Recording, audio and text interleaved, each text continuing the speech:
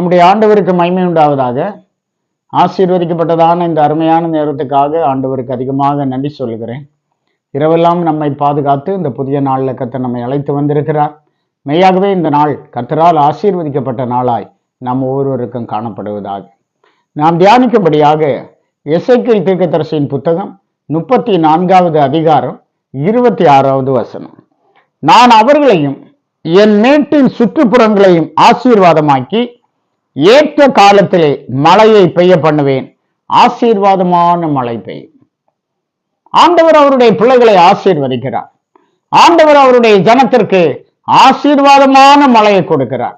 இந்த நாட்களில் உங்களுடைய வாழ்க்கையில கூட கர்த்தர் உங்களுக்கு ஆசீர்வாதமான மழையை தந்து உங்களை செழிப்பாக்குகிற கர்த்தராக இருக்கிறார்.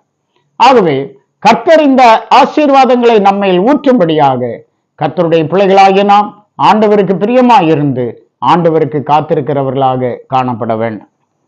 பாருங்கள், உபாகமம் 28ஆம் அதிகாரம் 12ஆம் வசனத்துல இஸ்ரவேல் ஜனங்களுக்கு அங்கே சொல்லப்படுகிறது, ஏற்ற காலத்தில் உன் தேசத்திலே மழை பெய்யவும் நீ கையிட்டு செய்யும் வேலைகளை எல்லாம் ஆசீர்வதிக்கவும் கர்த்தர் உனக்கு தமது நல்ல பொக்கிஷசாலையாகிய வானத்தை திறப்பார். நீ அநேகம் ஜாதிகளுக்கு கடன் கொடுப்பாய், நீயோ கடன் வாங்காதிருப்பாய் என்று சொல்லப்பட்டிருக்கிறது. கர்த்தர் உனக்கு தமது நல்ல பொக்கிஷசாலையாகிய வானத்தை திறப்பார். இஸ்ரவேலை ஆசீர்வதிப்பதுதான் தேவனுக்கு பிரியம். ஆண்டவர் அவருடைய பொக்கிஷசாலையை திறந்து உங்களை ஆசீர்வதிக்கிற தேவன். இந்த நாளில் அவ்விதமாக அந்த தேவனுடைய ஆசீர்வாதத்தை நீங்கள் பெற்று அனுபவிக்கும்படி அன்பாய் உங்களை கேட்டுக்கொள்ளுகிறோம். கர்த்தர் உங்களை ஆசீர்வதிப்பாராக. ஜெபிப்போம். ஆசீர்வாதத்தின் ஊற்றும் உறைவிடமாய் இருக்கிற எங்கள் பரிசுத்த பிதாவே, ஆசீர்வாதமான இந்த நேரத்துக்காக கர்த்தருக்கு நன்றி சொல்லுகிறோம். உடைய சமூகத்தில் வந்திருக்கிறோம்.